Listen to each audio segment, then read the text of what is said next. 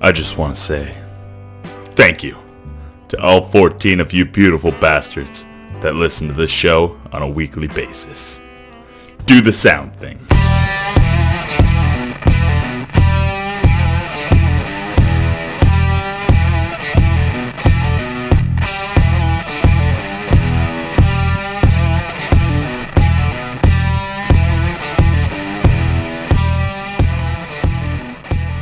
What is going on, guys? You've tuned in for the Nomad podcast one more time, and hopefully you'll continue to.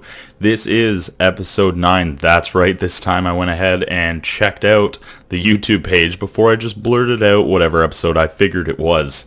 We'll go ahead and start off the way we like to here. Again, still off the beer. We're doing a highball today, which is club soda, some Jameson whiskey, a little bit of lemon and ice. So trying to stay a little bit on the healthy side here. The battle is not going well, just so all of you know, but perfection. Great summer drink. So we have a great show this week. Actually, Cando, Caleb, one of my boys, very proficient member of the team, is going to try his hand at podcasting. He's lined up a great interview with Andy from Chairsoft, a podcaster from over in the UK. So that's right, Cando's international now. So show him some love for his kind of take at trying out a podcast, and make sure to send any sort of constructive criticism you have. Same way, this is only episode 9, so we still have 3 more shows until, I guess we'd have 2 more after this one. We have 2 more shows until the perfection we promised. One other little tidbit of news before we go ahead and get into that is this will actually be the last podcast that is solely audio posted onto YouTube. From now on, we'll be taking the video chat side of things. Kind of one of the biggest suggestions we got was to show video of our conversations and then post that and then post the audio somewhere else. So we're definitely trying to do our best to listen to the community and do what you guys want, because if we don't have viewers, we don't have a show. But yeah, so you can look forward to that next week. But for this week, it will be only audio, even though I would love to show you guys my beautiful face, my beautiful just got home from work having a drink face. But yeah, also hope to see a lot of you guys out at Narco State this weekend. Narco State 3, I believe. I forget the exact number on that. You can tell I'm not good with numbers. I can't even remember the number of my own podcast. So we're going to see a lot of guys out there. We got a couple of Force Recon guys out there. CDC. I don't know if the Crywolf guys are going. A lot of the guys we always play with. I'm sure there's people that I've talked to that are going to be there that I'm just completely gapping on right now, but it's ran by the boys at Black Cell. Mitch, I'm sure the same name. Mitch, the guy that took home a hat trick of Force Recon's Nightfall wins. The guy's a phenomenal leader out there in the field, so I'm very excited to spend some time at a game that he's running. And from everything I've heard, the games he puts on are amazing. So this is going to be my first Narco. I'm pretty sure a couple of the Nomads have been to past Narco events, but we're definitely pretty excited about that and getting packed up for it all throughout this week. Who knows? Maybe you guys are packing for Narco as well and you need a little something to listen to while you do it. Without further ado, let's get to this week's Keanu Tips.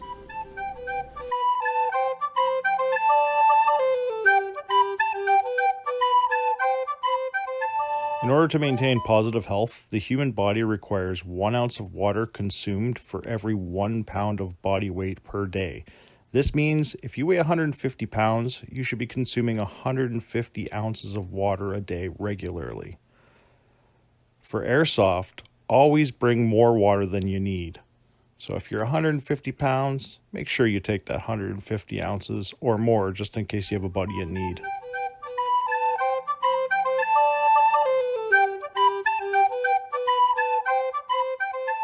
Another amazing tip from Keanu at CDC, one of those guys really looking out for the players and also really supporting us, which helps us look out for you guys. So Tune back in every week to hear those Cando tips. They're just going to keep getting better and better. And like I said before, we're going digital with video, so you'll be able to see his beautiful face instead of just hearing that sexy, raspy voice. Anyways, another part of the show that you guys know and love, random great fucking guy of the week. Who are we going to call this week? I started doing it kind of live, going through the process of actually calling someone last week, and a lot of people really enjoyed that. So I'm going to kind of scrolling through the list of who we have available. I'm going to go ahead and give Nathan Desnoyers. I'm so bad with last names on this. I really should talk to people before I call them, but I'm sure it's Denoyers. Is that French? Is that kind of some sort of French on there? Nathan Frost, my black friend. We're gonna give him a call. Just a great fucking guy in the airsoft community, and we'll see what he has to say about his team. And I know he spends a lot of time with Crywolf, but we'll ask him about his personal team. See if he picks up.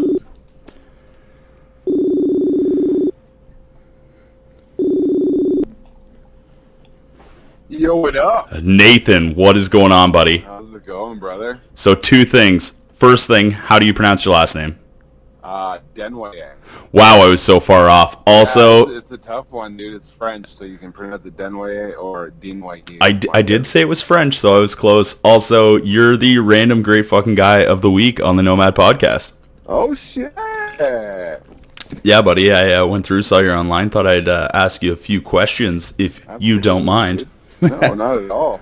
So I was already saying earlier before I got you online, you're a pretty big member of the community. I don't know a lot of people that don't know you out there. So why don't you tell a little bit about the team you're part of and kind of how you started playing with Crywolf a little bit? Okay, well, I'm part of the covert ops team. I've only been playing for maybe a couple of years now. It was completely random too. I bought an airsoft gun just for the fun of it, right? And then I ended up really looking into the whole airsoft thing, and I found a couple of the guys online, and went out to a skirm game, and that's how it all got started.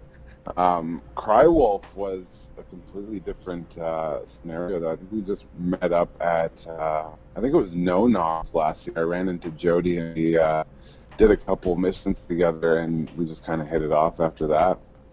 Killer, buddy. So if you had to give one tip for new or experienced players looking to kind of get out more into the milsim side of things, I know you've been at just about every milsim I've been at for the last year almost. You've been at every event Nomad's been at.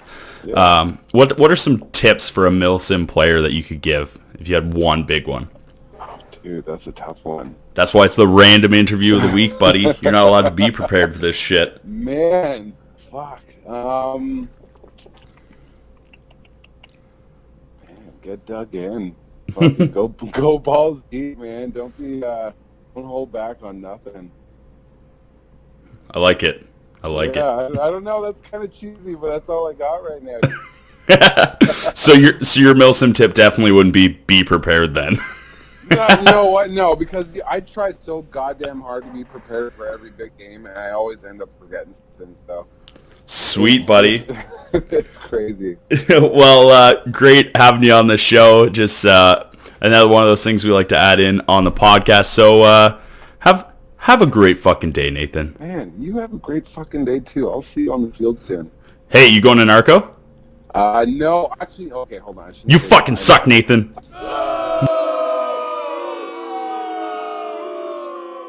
And there you have it. Nathan does one. I forget it. He just said it to me and I forget it.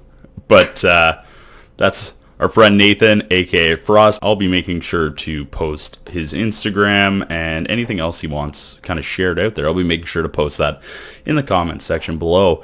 Well, we're not going to hold back any longer. That was Nathan. Great player, great fucking guy out there in the community. Always ready for a good lap, but can also hunker down and play some good airsoft.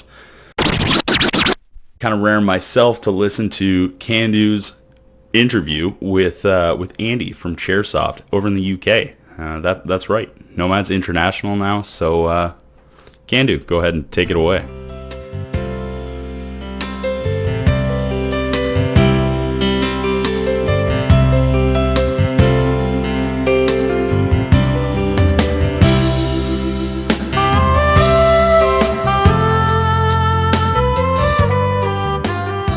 it's Cando here. This week I'll be interviewing Andy from the Chairsofter show. He's based out of the UK. We're going to be comparing the differences between Canadian and UK airsoft, maybe chat a little bit about the weather, and maybe find out what mixes well with Red Bull.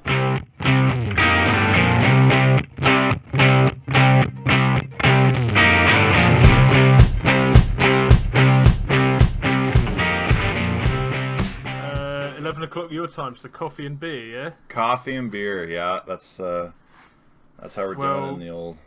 It's 5 o'clock somewhere, I suppose, isn't it? Well, exactly, right? It's I'm sure somewhere around there it's about 4 o'clock. Actually, it's 4 o'clock your time, so...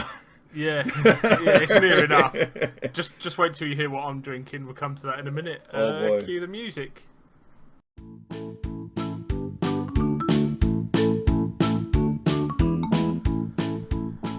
Right, guys, you're listening to the Chairsofter show and the Cando Nomad podcast as well. Doing a bit of a collaboration this week, so something a little bit different. So we've got Caleb here. Hello.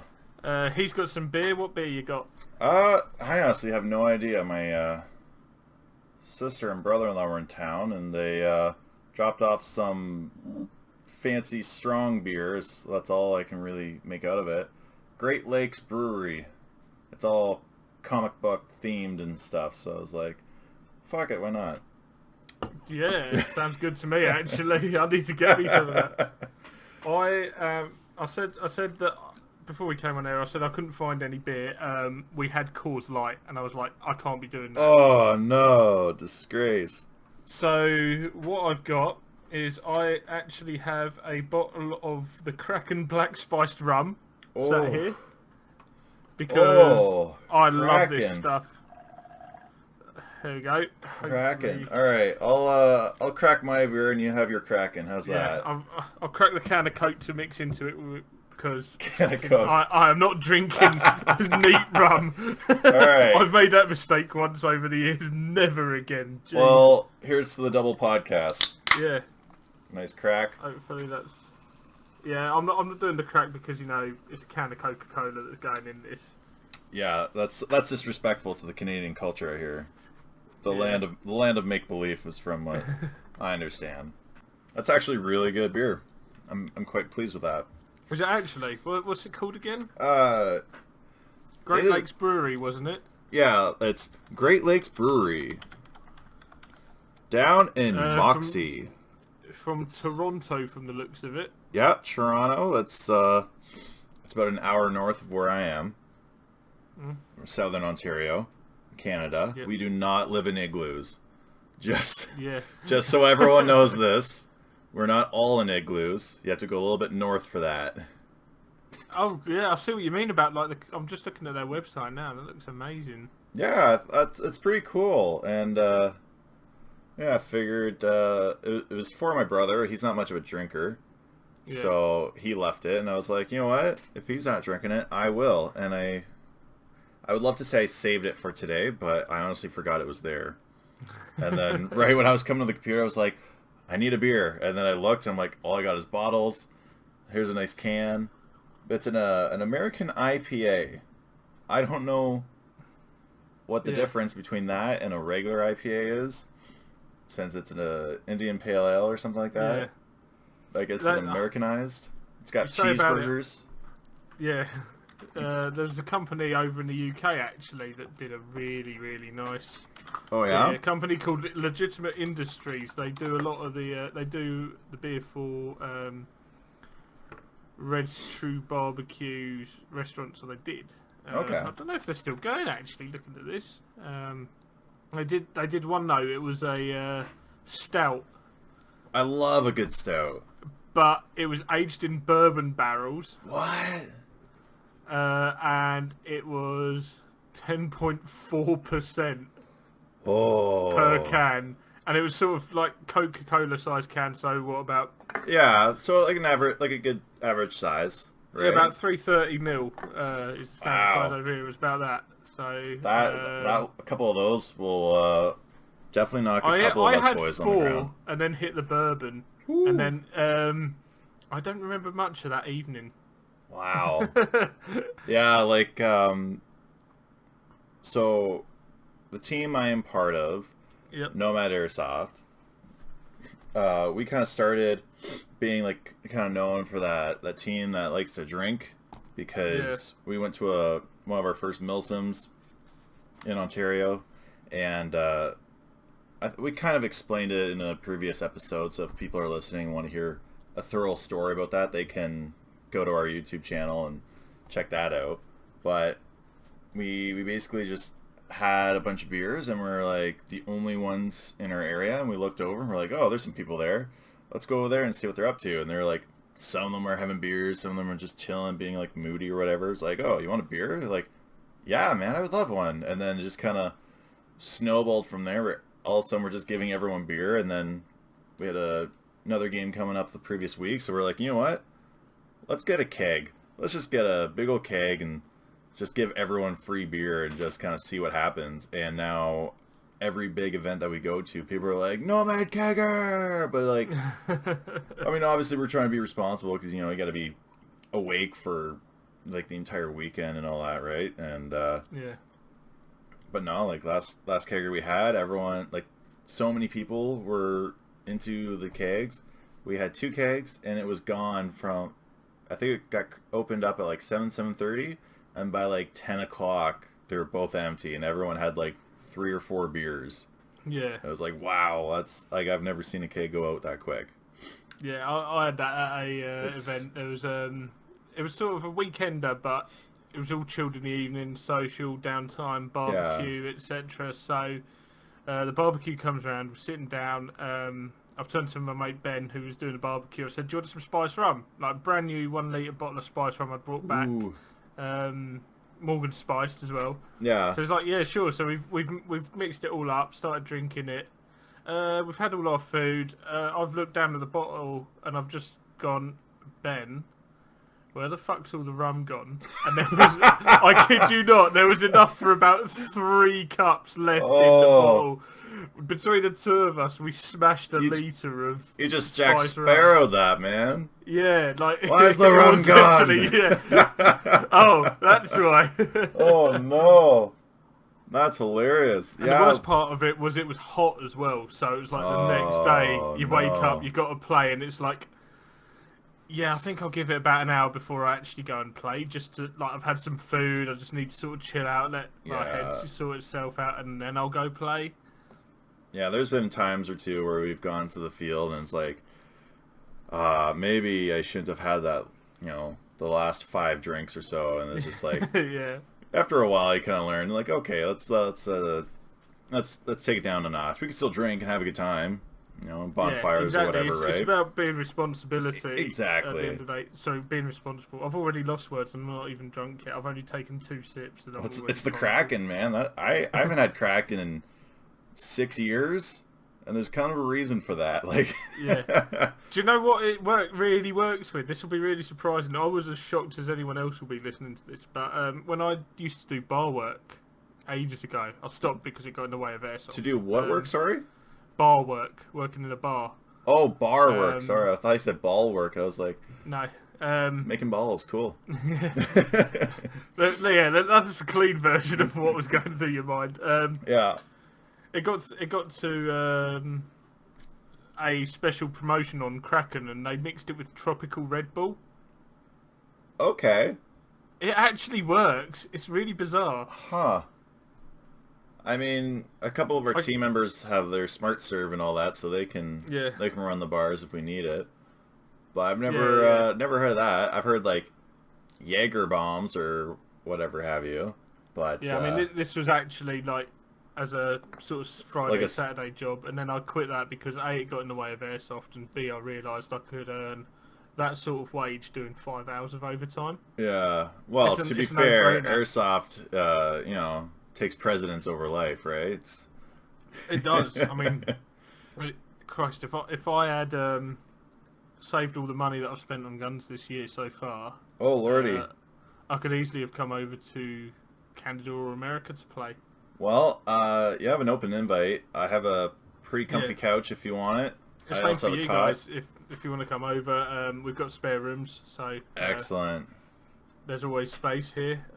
Now there's record of this. There's record of that invite. Yeah, there is. Yeah, definitely. We'll have to figure it out because I've not been to Canada. I don't know what the rules are like for getting into Canada.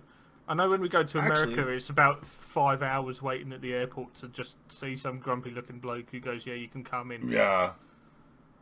Let me actually, because I was totally going to do this beforehand. Yeah. We've actually put this collaboration together because we were going to sort of discuss airsoft in each other's countries. Figure it out, right? Yeah. So like, I'm just so Nomad Airsoft is sponsored by our local airsoft store, Niagara Quartermaster. Yep. So I'm just on their website right now. Excellent. Yeah. So okay, like so in your area, let's start with like safety for starters.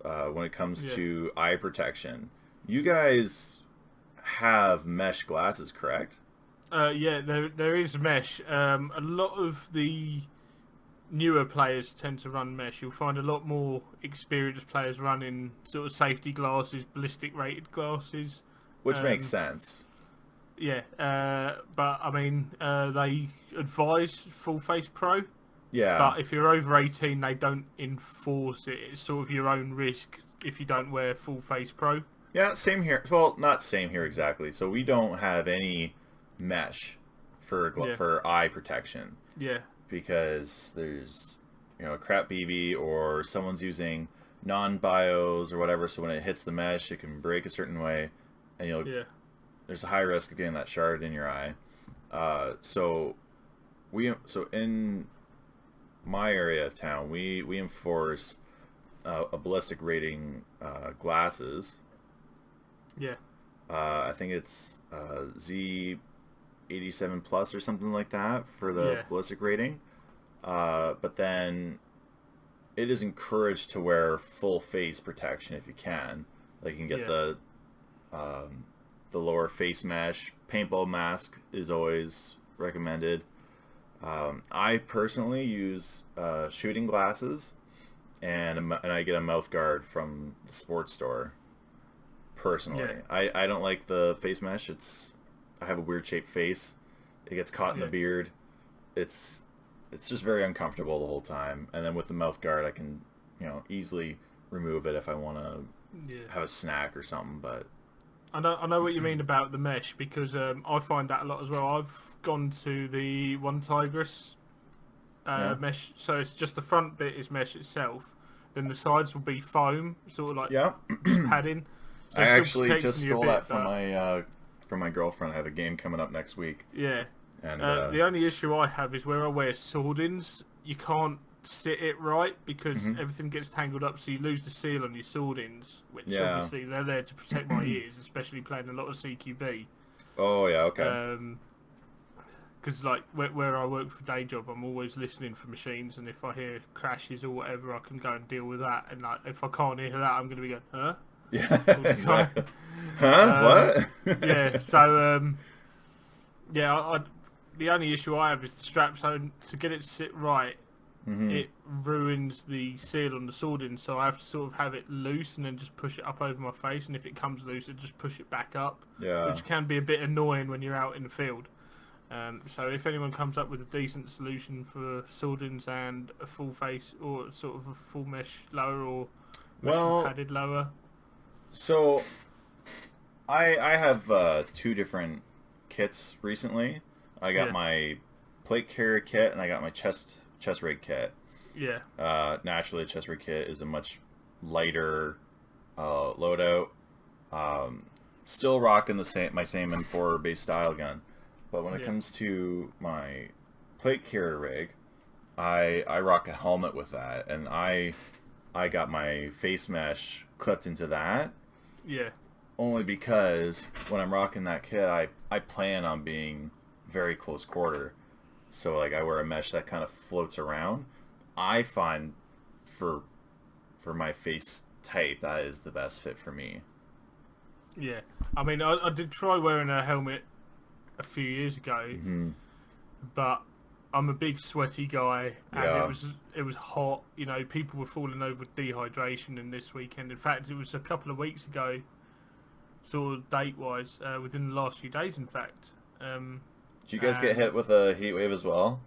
Yeah, oh mate, it's been Oh, unbearable. I mean, for us, it's been hitting. I suppose in your temperatures, if you're in Fahrenheit, it was about 100 degrees. Fahrenheit. They reckon at the moment it was 38.7 Celsius. Yeah, we were between 35 and 40 Celsius. Yeah. They reckon that's not been confirmed at the time of this recording, but if that comes through, it's going to be the record highest temperature for the UK. Wow. And like, I tell you what, I got to work, stepped out of the car, my sunglasses immediately steamed up from the hot, and oh no! like it was like breathing soup. Yeah. It was just the air was so thick with the heat. Because we have a still quite lot of warm. humidity in this area of Canada, as it's the opposed same to for like us far as well, west Canada, like Edmonton, Calgary. It's very dry out there, Yeah. and yeah, you come out here and you just feel your lungs just fill up with just like moist air. It's just it's not comfortable. Yeah, But, that's the trouble is the humidity. Yeah, I know. Like when I rock my helmet, though, I usually have a bandana underneath it because I do sweat a lot. You know, trying to keep hydrated and all that stuff. And yeah, I usually rock a bandana. So when I do take my helmet off, if it's getting too steamy or whatever, then my bandana just kind of keeps that sweat out of my eye. Yeah. And I don't know. I usually find that works pretty well. Or I just rock a boonie just to keep the shade off. Yeah, definitely. It's I mean that's the trouble. I mean, I went to the Combat UK private weekend a couple of weeks back, and I didn't even get my plate carrier on over that weekend. I deliberately didn't run the roaming because I've only got a plate carrier set up for it. So I ran the 416 all weekend. Just because it's too hot. It was like I am not putting a plate carrier on. Yeah, well, that's the reason why I got myself a chest rig this year. I don't buy like a bunch of stuff within a couple of months thinking this is what I want, and then it turns out, oh no, this is the exact opposite of what I want. Like I bought my plate carrier 2-3 years ago, and I haven't done anything to it or gotten anything new since then. Or like my rifle, I have my one main rifle, and I have like a bolt action and a shotgun, but then like that's it. I keep it as clean as possible. Yeah. But yeah, like this year I was like, it is getting to that point where I think I have to get myself a chest rig because it's getting so bloody hot out, and honestly, it's hard to touch the toes when you're rocking a plate carrier like mine. It's. I mean, I can't touch my toes in the first place, but it's harder with the plate carrier. Yeah, I have that problem. Let's be real. No one can touch their toes. It's airsoft. If you can, it's nuts. Yeah, you've got to have the yeah. At work, this is what's known as the company belly. The company belly. It's a running joke that where I work, you have the baker belly, which is the shall we say the fuller figure. Yes. What did my girlfriend call me the other day? Festively plump, and I was like, "How the hell am I festively plump right now?" She's like, "Christmas in July." I was like, all right, that's fair. I'll go with that. Like, that's solid. But yeah, so like I'm just cracking open the Kraken again. Oh baby, yeah, I'm really enjoying this Great Lakes Brewery American IPA. The issue now It's definitely a strong beer though. Holy. I made the fatal mistake of only bringing 2 cans of Coke up with me. So now, if I run out, just neat rum. And who knows what could happen by the end of this episode if it's neat rum. Do you know what? This is actually the first episode that I've been drinking in. You know what? That's kind of the influence we have here at Nomad Airsoft. I'm liking it. I don't really tend to drink much anymore anyway, just because, you know, I'm usually out playing. And I'm at the time of the recording. I'm off for the weekend, so I'm making the most of it, and I'm just having a couple of drinks. I'll order some takeout in a minute. There you go. I'm just torn up between Indian food or Chinese at the moment, or do I order a dirty great cheeseburger? Oh, you know what? I have actually a pretty decent Chinese shop down the street from me. It definitely doesn't look like much on the outside, but I've never also been on the inside. We've only gotten delivery. Their food looks okay, so I can't complain. But there's a Chinese restaurant in the UK. It's near. I used to be quite heavily involved. I've mentioned it a couple of times on here with the cadet forces, the air cadets. okay. So I spent a lot of time doing the radio comms training for the cadets up at RF Halton. Okay, yeah. Which is where sort of the basic training's done as well for the recruits. So you'd see the recruits walking through with about 80 Domino's pizza boxes. Oh, Domino's. They must Domino's. have loved them.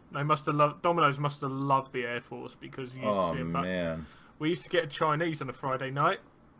So you drive down to the Chinese shop and you know the stereotype of Chinese food. Yeah. I kid you not, this Chinese restaurant was next to a vet. Oh no. Oh no.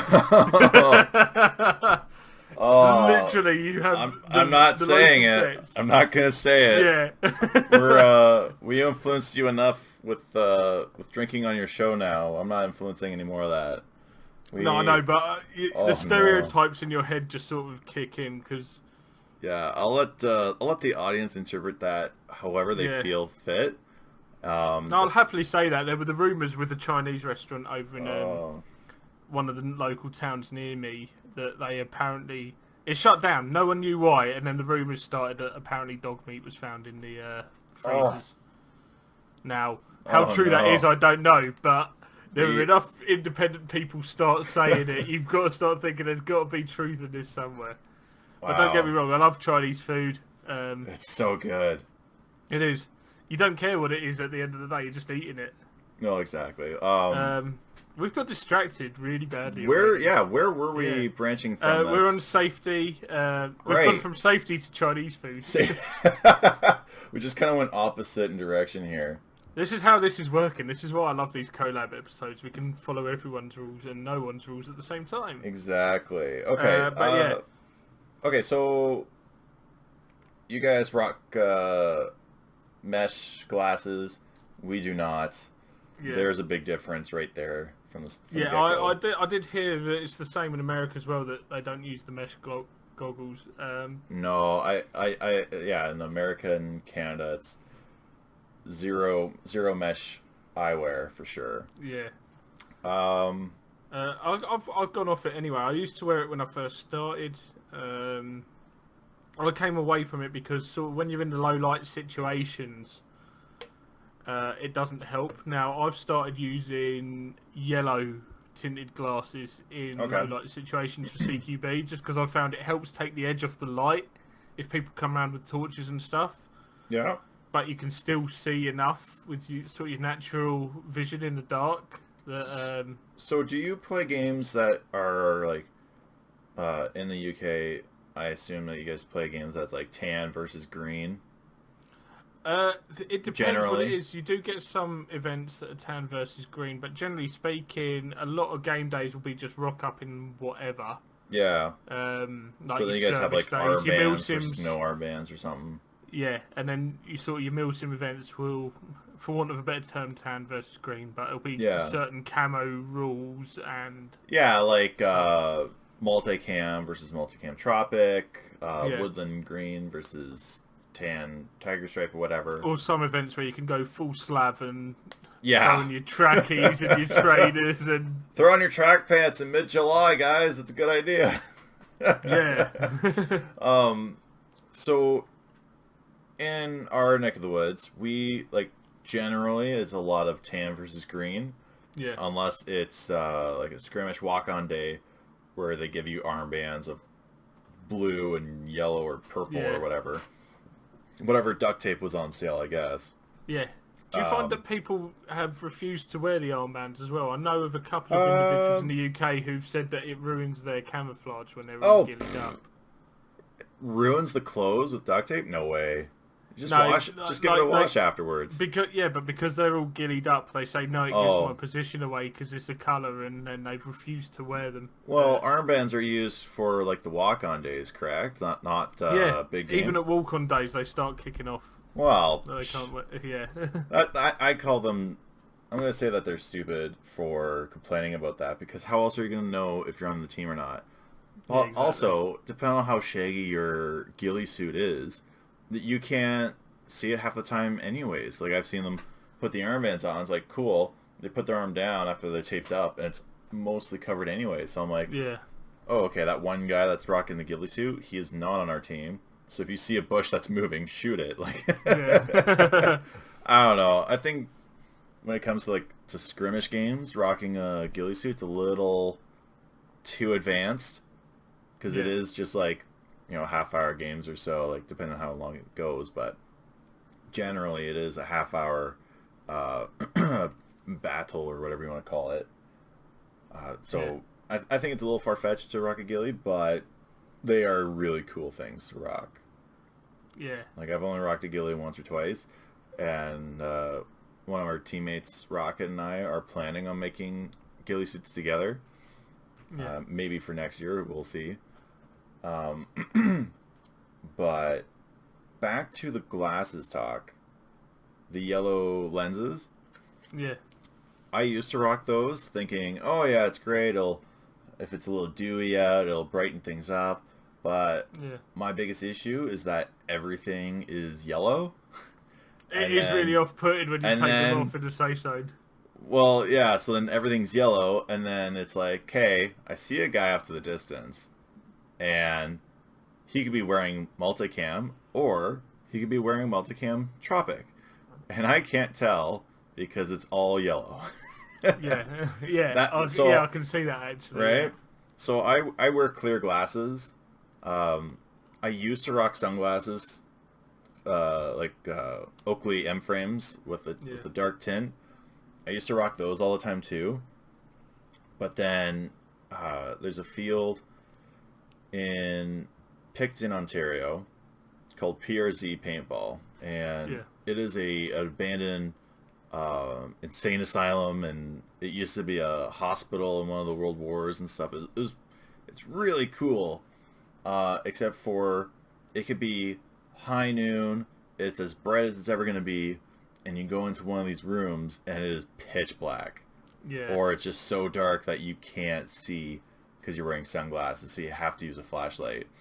So after playing places like that, I just start going strict clear glasses, and just kind of going from there. Do you know what you need?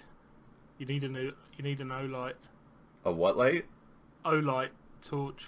Oh, I have a flashlight on my rifle.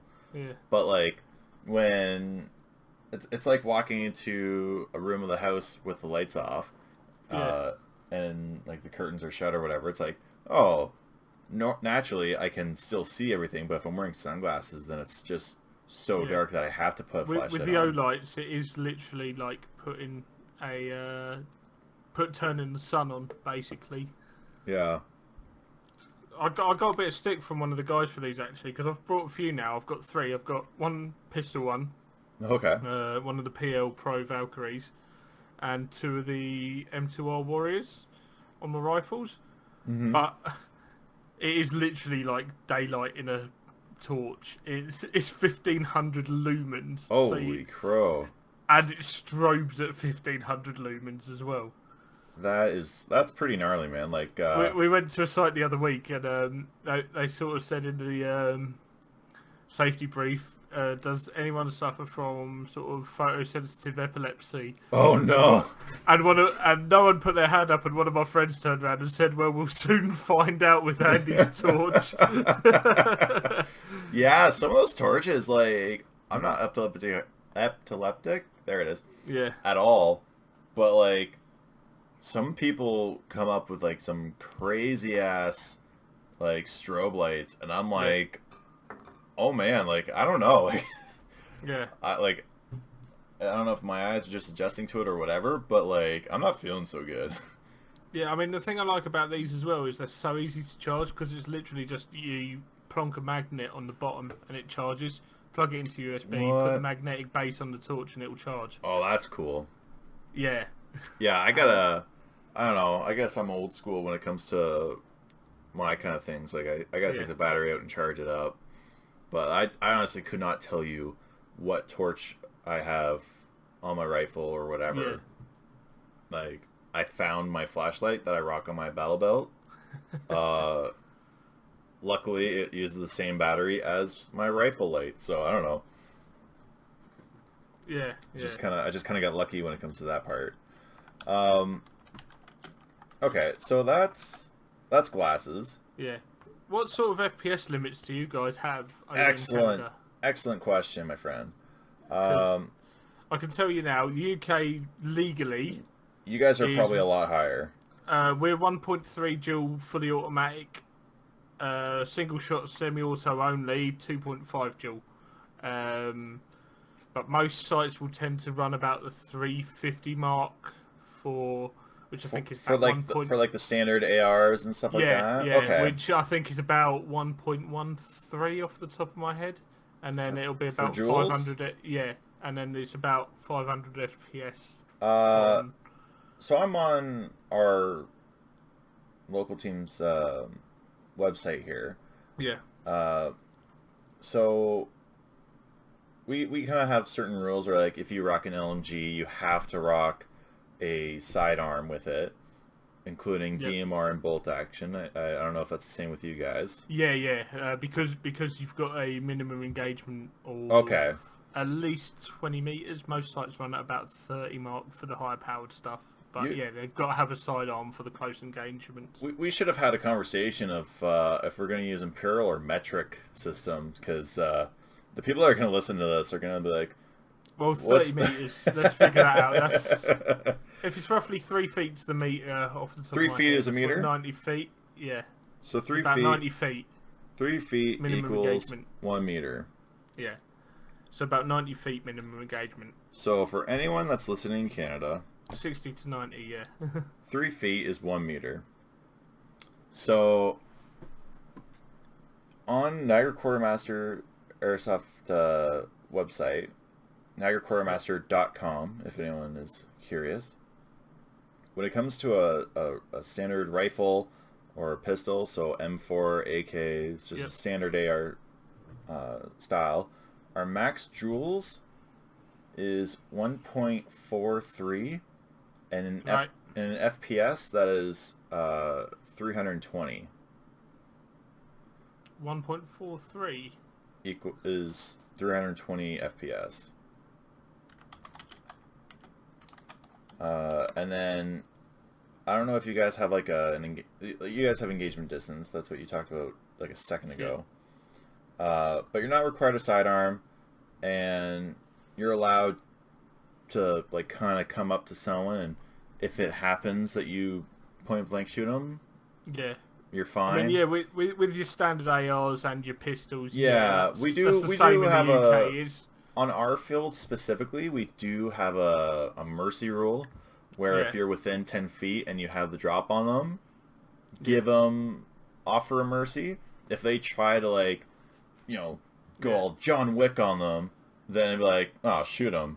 I do, like, as a team, we do play a lot of, like, out-of-town games, so we're used to a lot of no mercy rules. It's like, you pay to get shot at, you're going to get shot at. Yeah. So it's like, the moment you have the drop, you get them. Yeah. It's the same in the UK. There's a couple of sites that will have different rules, but generally speaking, it's a case of it's an optional rule. But if they reach for their gun, shoot them first. But there's one specifically, the jail, which will say within 6 feet you have to offer a surrender, and they have to take it. They have to take it. Yeah. Okay. That's only literally within point blank, just so you're not deliberately hurting people, shooting them in the head or stuff. Yeah. The worst is like coming up to someone and you got the drop and you're like, bang bang, but then they're like, no, I bang banged you. It's like, I could just pull the trigger and bang you now. Yeah, I mean, we don't tend to have a bang rule. It'll just be an optional sort of surrender rule at most sites. Now,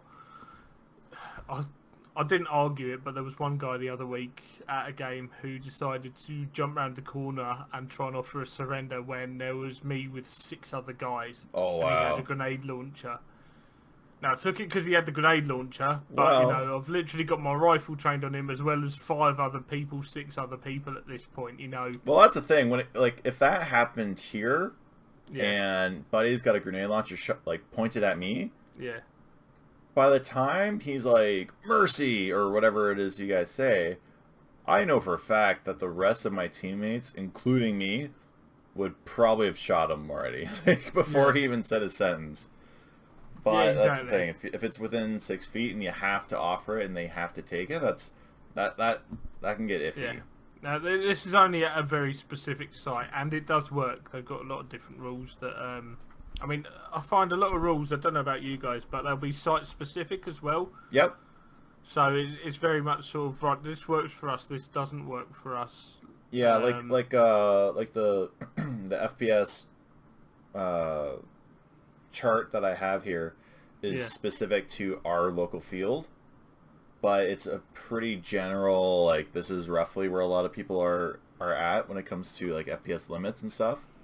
Yeah. It's just like mercy rules and stuff like that. It's very optional. Yeah, definitely. It's it's very much down to the sites.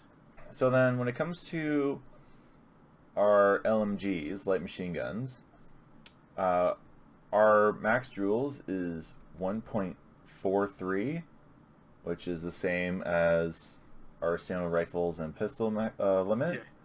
There is an engagement distance of 10 feet or 2.5 meters, if you will, roughly. Yeah. You are also required a sidearm because LMGs usually can't shoot within buildings because it is a full auto only rifle. Some fields do allow some fields are very weird with it, where if the real steel version of that gun, if it's able to shoot semi-auto and your rifle can shoot semi-auto, then if you're in a building, you switch it to semi, and then you can still use it within indoors and stuff. Some places say if you mod it to be able to shoot in semi-auto as well, that is also allowed. Yeah. So it's very iffy on that one. But pretty much at our field, it's LMGs or LMGs. Like, it's pretty known to be full auto rifle. Don't be a dink and just hold the trigger for 10 minutes just shooting at everything. Like, we encourage burst fires as opposed to just holding it. So like, some people like, a couple like little like 3 BB bursts or whatever. Some say 3 seconds or whatever. I'm not much of a LMG guy myself, so I don't really follow closely on the rules. Yeah, I mean, a lot of sites will sort of encourage burst fire. I went to a site once where there was we actually got them to implement a burst rule, sort of like a minimum or sort of maximum time, for like if pulling you, the like trigger, if you're... because literally he has sort of 3,000 BBs in that drum mag. He's literally holding the trigger. There was literally no way we could push up on this area. It just ruined the game. And after that, we spoke to the site owner, who I actually got along with quite well, and we just said, look, you need to have a think about your rules for full auto with LMGs, because that was just ridiculous. There was nothing we could have done to get there. Yeah, and that's the thing too. If you're voicing a concern in a conversational way, like, hey man, I had a great time. These are some of the concerns I had. Then the person, like the field owner or whatever, be like, oh wow, okay, great, thanks for your input. I'll make a note of that. There's some people that'll be like, oh, these people are, and just start flipping out and giving everyone the bird or whatever. Yeah. And then it's like no one wants to listen to that person because they're being irrational. I can name you one site owner in the UK who literally just turns around and goes, "Well, I do this way because that's the way I do things." End of kind of thing. And that doesn't work either. That's detrimental to a site's reputation at the end of the day. You know. Yeah, for sure. We turned around after their first game earlier this year, and basically said, one of the guys said, like, "Look, you had too many people turn up. You know, it didn't work. You hadn't run any test games. You're charging people full price. We've turned up, and it's just too stagnant. You got no cover," which they then added in. But he turned around and said, "Well, I can't cut the numbers because I need to pay the rent on the site." Interesting. Yeah. Yeah, that's hard. Yeah, like, thankfully, because we are sponsored by this store and their field, like, we do have nice rates, and even like we ran games there when we weren't sponsored as well, and they're really nice rates where it's like like there's options of, you know, X amount of dollars for the day or X amount of dollars per person that shows or whatever. Like, it really depends too on what the game is and what's happening and what season it is, because if we're trying to play a game in the winter, no one wants to go to that. But if it's in the summertime where it's beautiful out, then everyone will want to go. That's the trouble with winter games and outdoor sites, isn't it? I mean, let's be honest, we don't have the snow that you guys do in Canada. Yeah, we literally can build a new house with the snow that lands in the backyard sometimes. Whereas here we have a slight dusting and the entirety of the UK comes to a standstill. Oh no. I'll have to remember to send you some links later in the year if it snows or early next year. It literally comes to a standstill. There were people stranded at this hotel. What? In Cornwall this year because it snowed. How much snow was there? Sort of like 4 to 6 inches. Wow. And I'm sat there thinking, Canada, they get feet of snow and everyone goes normal. Oh my god. Oh man. But again, it proves like you guys are more geared up to it than we are. I tell you what, I played a game in the snow at the jail again. Last year, 2018. You freeze your buns off or what? I was stood out on a sports field waiting for people to turn up because the way this first game was run, they were getting used to the site and they didn't run it the best, which was fair enough. You know, it was the first game of the day. They'd not played the site before. They didn't know how things would work. Tried something, it didn't work. Yeah. But I mean, with the wind chill, it was hitting -11, and there's me stood in my kit going, "Wow, really should have put another couple of layers on." Like, you know, I was actually surprised because everyone, pretty much everyone turned up. There were only a few people I spoke to who dropped out, and we had a full game day. Well, is that like -11 the minute it comes Fahrenheit to or Celsius? Celsius. Okay. I was just using Fahrenheit because I've done a lot of work with Americans recently, speaking to them about temperatures, and they couldn't. They're like, they couldn't get their heads around Celsius. So if we do both, okay, they couldn't do Celsius. No. Weird. Maybe it was just they couldn't be bothered to go on to Google. I don't know. Convert. From what I understand through the internet, Canada is a make-believe area of ice and snow, and that's fine with me. Igloos. Yeah. South Ontario, and we all live in igloos. I mean, I could send you a picture of my backyard, and it is hot outside. Yeah, I could send you a photo right now, but it's raining and it's horrendous. Oh, that sounds awful. You should come hang out with us. I mean, we've gone from heat wave. This week's been weird, right? So it was. Oh yeah. One day it was 32, 33 degrees C. I got home from work because I was on late shift the last week when we were recording this. I got home from work at about midnight. Thunderstorm. Then, as quickly as it turned up, it went. Then the next day it was hitting 38-ish. Yeah. And then thunderstorms again, and it's just been all over the place the last week. The weather, I don't know what's going on. Yeah, the weather is just it's a sign of the apocalypse. Rough. Yes, the apocalypse. Jesus is returning. Yeah, thank God we've been doing all this training for the apocalypse and airsoft events. Yeah. Yeah, in case anyone's allergic to cornstarch, you're screwed. Like, yeah, that's what I love about airsofters too. They're like, I'm so ready to like do this badass thing, and I'm like, okay, go do it, and they're like, oh, I don't know how or whatever. It's just like airsoft is just LARPing, right? It's like we I'm just waiting for all the milsim types, the hardcore milsim types to go get completely triggered, go into meltdown. You know, all the posts with that I've seen on the UK groups where it's small letter, capital letter, small letter, capital letter when they're typing messages. It's like everyone's gonna be saying my name wrong, probably. Like, who's that Cando guy of the Nomad? Yeah, I had to double check, to be fair. That's fair. I was calling it Cando, but we've figured that out, and it's can-do attitude, baby. Can-do attitude. I mean, that's the thing. That's what you need in airsoft, isn't it? I mean, well, exactly. We've gone over the differences in sort of safety in that. That's another thing. Do you guys use the barrel socks?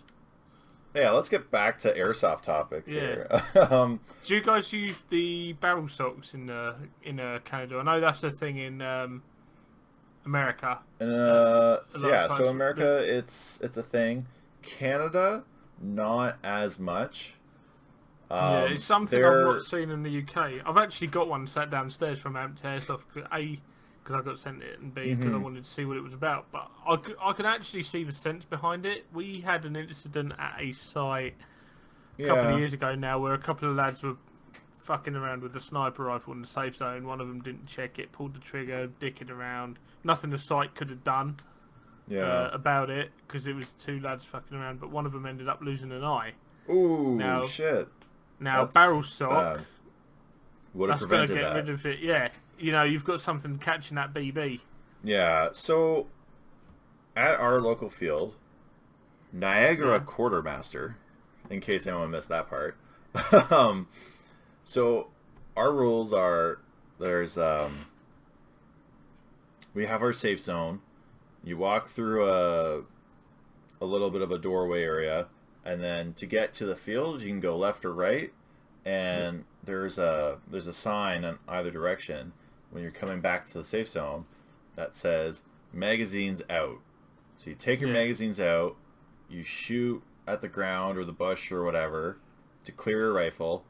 So the biggest rule is, if you're in the safe zone, no magazine is in your AR, your LMG. If your LMG is like, it kind of has to stay in or whatever, you can leave it out in the play area because there's a table. Sniper rifles, pistols, no magazine in any gun in the safe zone. They also encourage no dry fire as well, because even after you come back, you clear out and whatever, who knows, they do not encourage any kind of firing in the safe zone. Well, that again, that's a thing that in the UK that people are enforcing more and more and more since this incident that we spoke about. Generally speaking, it was a thing anyway, but it always annoys me because you always get one guy that will turn up, and then when no one's looking, he'll quickly fire his gun into his case.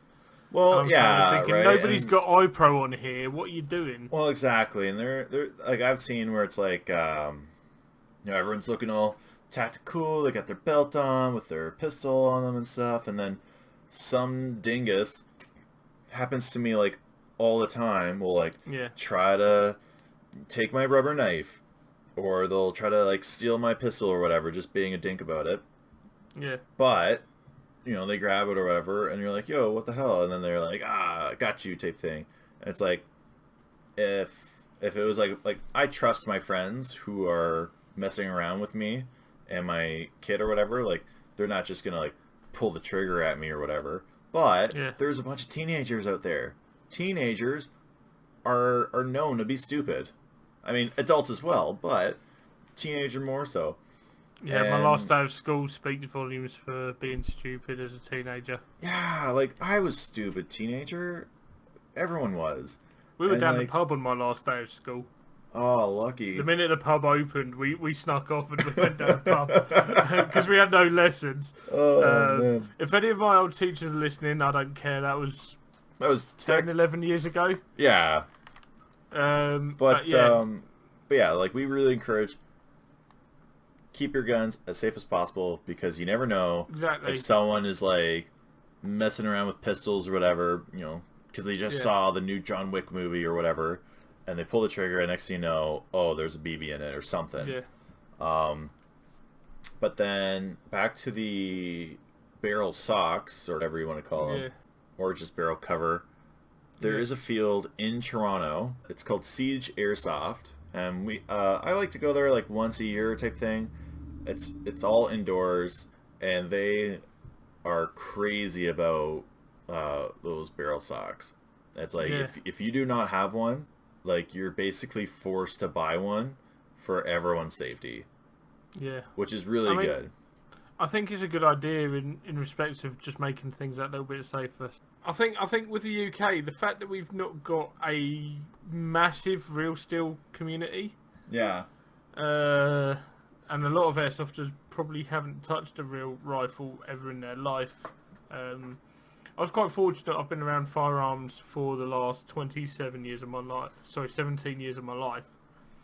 Not 27. That would have been 3. No, the last 17 years of my life, I've been around firearms, so I know safety things and I know how to act around them and stuff. And like, people look at me weird. I was like, when I get a gas blowback out of my bag, or I get a pistol out of my bag, gas one, I open them up. I make sure they're clear. I look at them before I start messing around.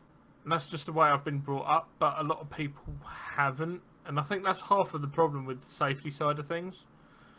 People just don't treat them as real firearms. It's like, well, and you're not going to go wrong. Thing. Yeah, like when it comes to a lot of younger players, they're playing airsoft because Call of Duty is awesome, or Battlefield, or whatever first-person shooter games are out there, PUBG and Fortnite. Fortnite. I was about to say, what's that really stupid game?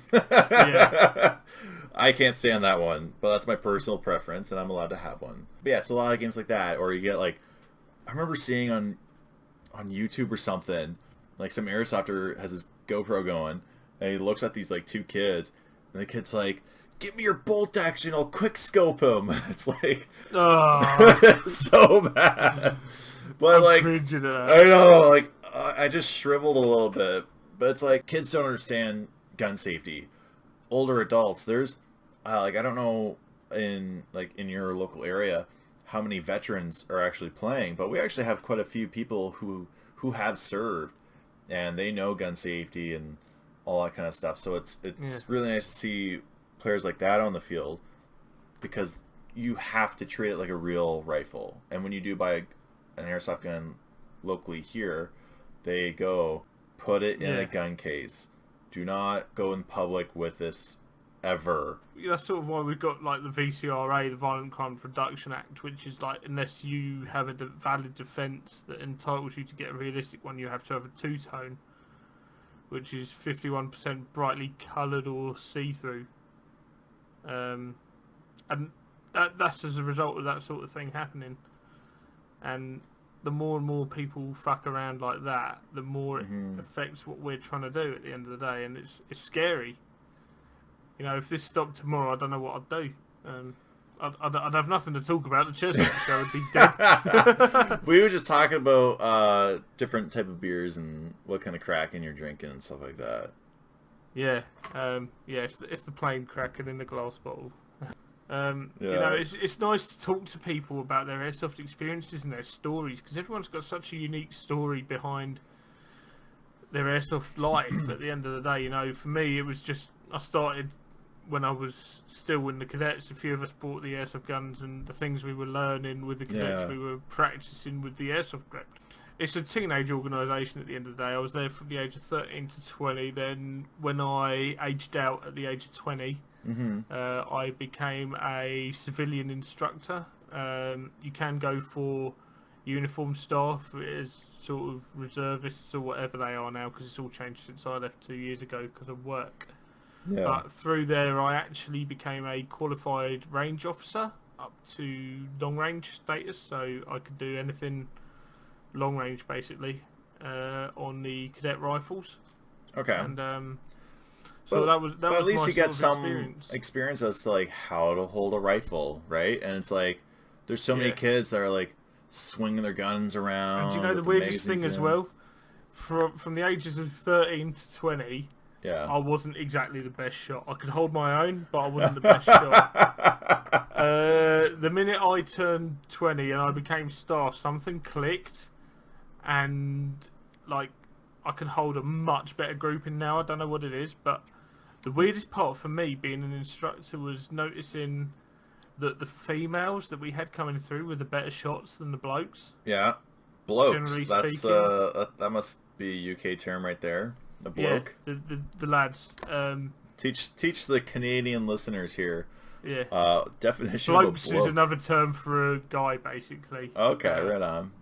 But yeah, Dudes. the girls were better than dudes, the guys. Yeah. I don't know what it was, but we had one girl there, and the minute we realised like her natural ability as a shot, Yeah. it was like, right, okay, we've got someone we can coach here. So I actually became a shooting coach as well. I've still got all my notes Ooh. tucked away in a bag in the corner, and that was a 2-day course just to go away and learn how to teach people to shoot properly.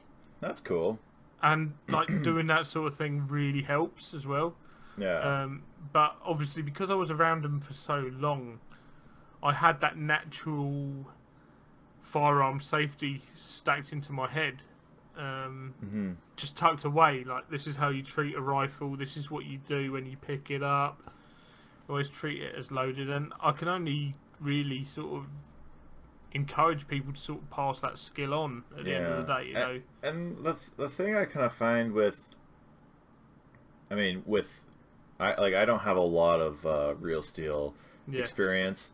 I've shot a couple of rifles here and there, but it's more of it had one bullet in it or whatever, so you make your one shot and then you hand it off to the person who's experienced.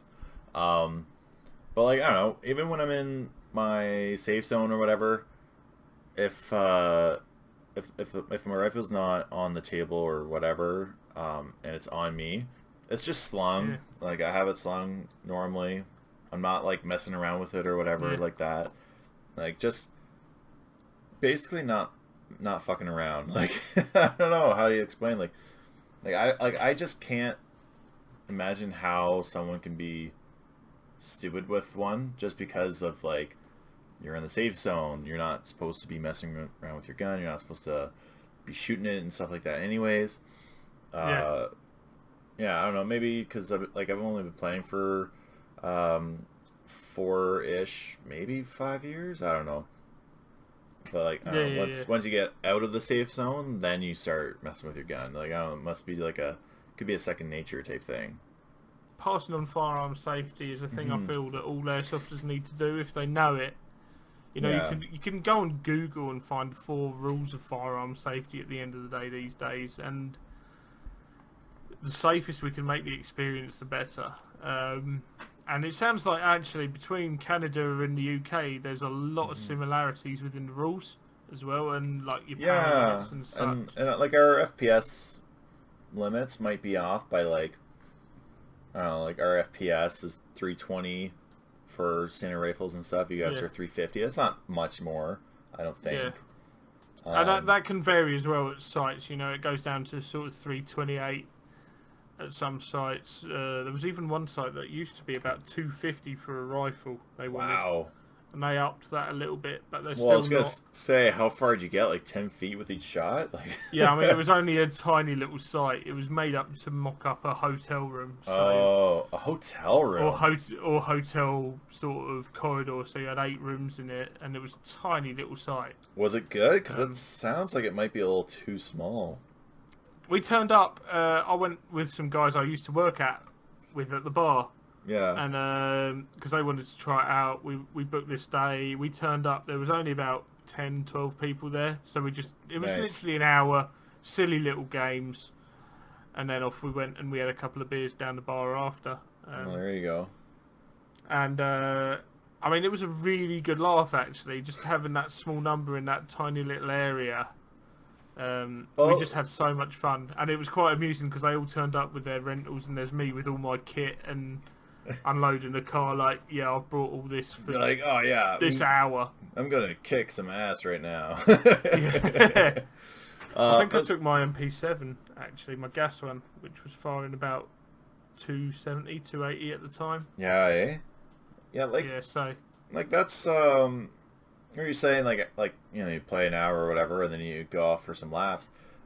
That is literally what we're mainly about. It's like, yeah, we night before a big game, hand out a few beers, have a good time, like hang out, just kind of because like before I would notice a lot, let's go with basic green versus tan or whatever. Yeah, You got the green team. They're scheduled to camp on this part of the field. Tan team is scheduled to camp this part of the field, and like they're not far from each other or anything like that. But like they had their own cliques, and within that clique would be, the teams and squads or whatever, and they're all drinking by themselves and stuff. And I'm like, after a while, I was like, why is everyone just kind of like not hanging out? Like I would be wearing like I'm on green team clothes, and then I would go over to tan and be like, hey guys, how's it going? And they're like, oh, fine. I'm like, oh, okay. Like, I guess I'll never talk to you again. So I just walk on to the next site. Now you have green and tan mashed up in the middle of this field, all having a great time, conversing, chatting. There's some famous photographers in the airsoft community that go there, like Ryan Sabat is one of them. KDP, I cannot pronounce her last name. It is impossible, but if they're listening, they know. We actually interviewed Ryan Sabat and Katie in previous episodes, so feel free to check that out at Nomad Airsoft.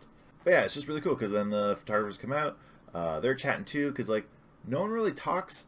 I at least I haven't noticed a lot of people just like going up and talking to anyone that isn't on their team, really.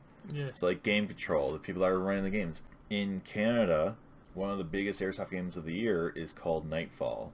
Early June is when that happened. And it's at PRZ Paintball in Picton. The team that runs it is called Force Recon.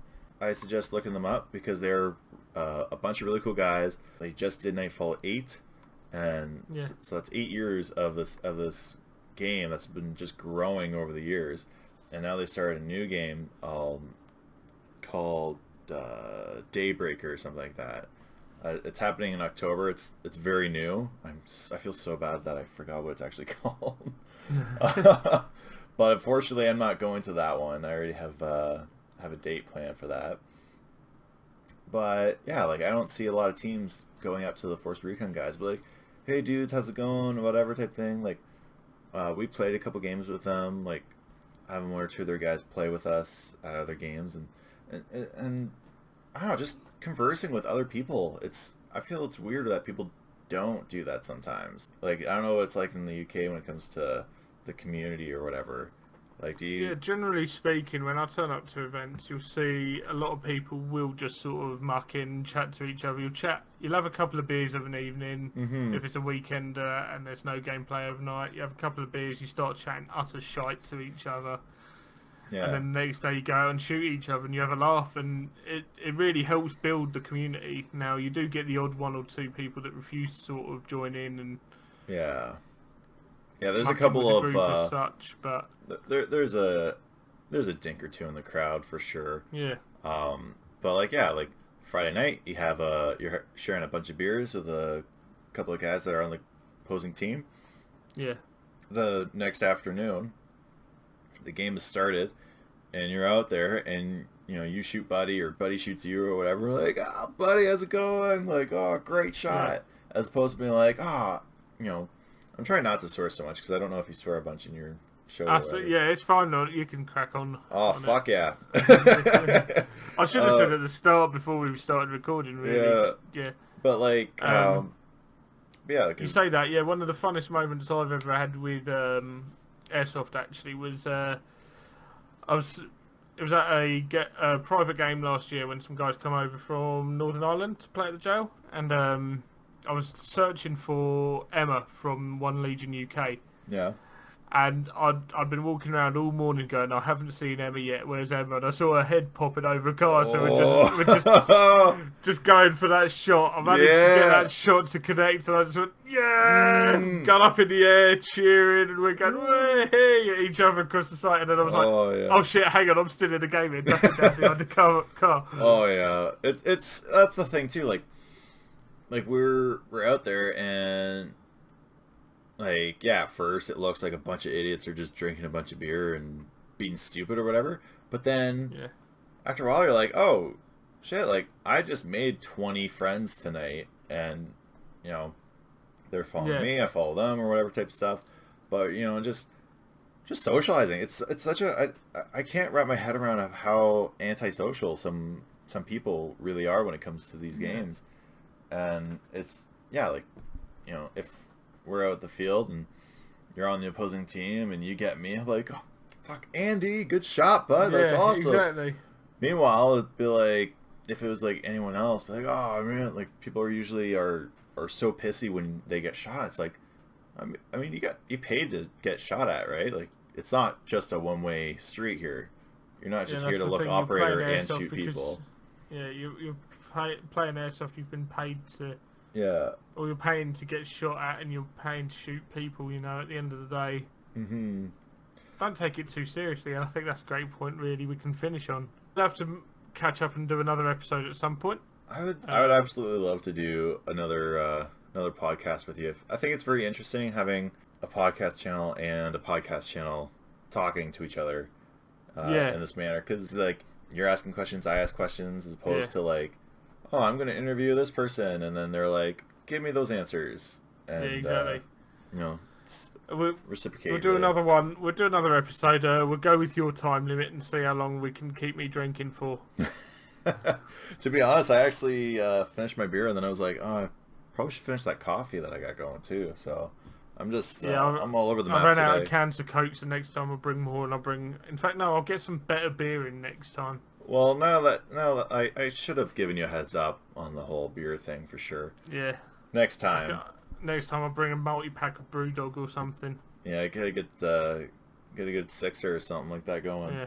Yeah, I mean, at the end of the day, we've had people from all over the world on the show so far, so it's great to finally get to speak to Canada. Yeah, like, as far as I know, this is the first interview that we've had that's outside of Canada.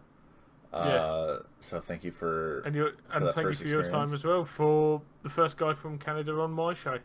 Well, look at us go. Thank you once again, Andy. Yeah, thanks for your time, buddy. Amazing time. Great pleasure to hang out with you. This time has flown by. I mean, we do get distracted, but at the end of the day, that's what airsoft's all about, because, let's be honest, how often do people get distracted in airsoft games? Oh my god, yeah. The amount of people that are just picking daisies, really. But yeah, we'll definitely have to get a repeat going in the next couple of weeks so we can get a few more questions going, and we'll get Mitch on as well and figure that out. And I'll bring lots of alcohol. I'll bring a bottle of bourbon next time. Shall we see how that goes? I'll just bring bottle of bourbon. Okay, we can up the ante for sure. I'll bring a bottle of bourbon and a bucket of ice, and we'll see how far into the episode it gets before it just descends into chaotic giggling. Right, I got a thing of whiskey that needs some opening for sure. Right, you heard it here first, guys. We're going to do a repeat.